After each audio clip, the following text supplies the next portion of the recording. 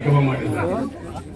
ಯಾಕಪ್ಪ ಅಂದ್ರೆ ಈ ಸನ್ನಿಧಿ ಅಂತ ದೇವಸ್ಥಾನ, ಆ ದೇವಸ್ಥಾನದಲ್ಲಿ ನಿಮ್ಮ ಆಶೀರ್ವಾದ ಸಹ ಇರುತ್ತೆ ಅಂತ ಭಾವಿಸುತ್ತ ಏನಿಲ್ಲಿ ಬಂದಿರುವಂತ ನೀವೆಲ್ಲ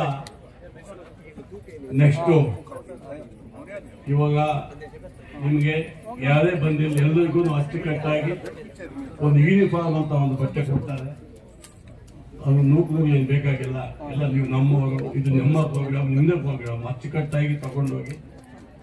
ಸೀದಾ ಇಂಪಾರ್ಟೆಂಟ್ ಅಲ್ಲ, ಮುಖ್ಯ ಇಲ್ಲಿ ಅವರು ಗೌರವವಾಗಿ ಕೊಡ್ತಾ ಇದ್ದಾರೆ.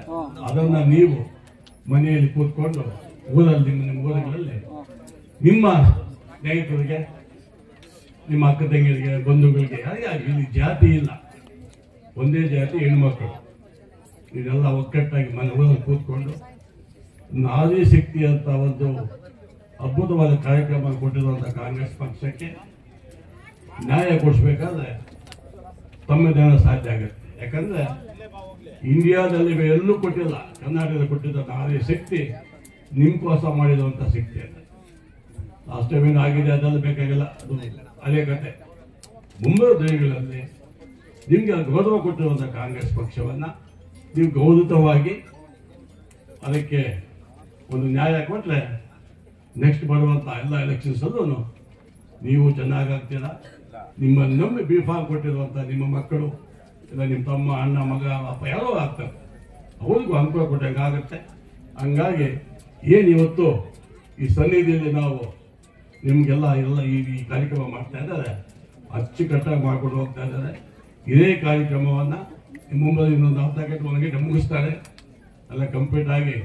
ಅವತ್ತು ಹೆಂಗಿರ್ಬೇಕಂದ್ರೆ ಸಾವಿರಾರು ಜನ ಮಧ್ಯದಲ್ಲಿ ನೀವೇ ಸಪರೇಟ್ ಆಗಿ ನಿಮ್ಗೆ ಒಂದು ಯೂನಿಫಾರ್ಮ್ ತೆಗೆದಿರ್ತಾರೆ. ಏನಕ್ಕೆ ಅವಾಗ ನೀವೇ ಆ ಕಾರ್ಯಕ್ರಮದಲ್ಲಿ ಹೆಚ್ಚಾಗಿ ಲೀಡರ್ಸ್ ಆಗಿ ಹೇಗೆ ಮಾಡ್ಬೇಕು, ಏನ್ ಮಾಡ್ಬೇಕಂತ ನಮ್ಮ ನಾಯಕರಿಂದ ಮಾತಾಡ್ತಾರೆ ಮುಂದಕ್ಕೆ.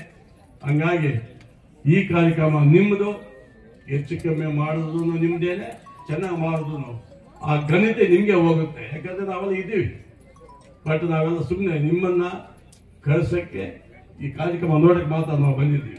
ಎಂಟೈರ್ ಈ ಕಾರ್ಯಕ್ರಮ ಆಯೋಜಿಸೋದು ಹೆಣ್ಮಕ್ಳಿಗೋಸ್ಕರ. ಅದನ್ನ ಬಳಸ್ಕೊಂಡು ಇಂಪಾರ್ಟೆಂಟ್ ಆಗಿ ನೆಕ್ಸ್ಟ್ ನಮ್ಗೆ ಅವಾಗ ನಮ್ಮಳಿಗೆ ಹೇಳ್ತಾ ಇದ್ರು ಎಲ್ಲ ಲೋಕಲ್ ಎಲೆಕ್ಷನ್ಸ್ ಅಂತ, ಅದಕ್ಕೆಲ್ಲ ಒತ್ತು ಕೊಟ್ಟು ಕಾಂಗ್ರೆಸ್ ಬಗ್ಗೆ ಊರುಗಳಲ್ಲಿ ಪ್ರಚಾರ ಮಾಡಿ ನಿಮ್ಮ ಮಗನ ರಾಜಧಾನಿಯವರಿಗೆ ಆಶೀರ್ವಾದ ಮಾಡಬೇಕಂತ ಆ ದೈವ ಸನ್ನಿಧಿಯಲ್ಲಿ ನಾನು ನಿಮ್ಮನ್ನು ಕೊಡ್ತಾ ಇದ್ದೀನಿ.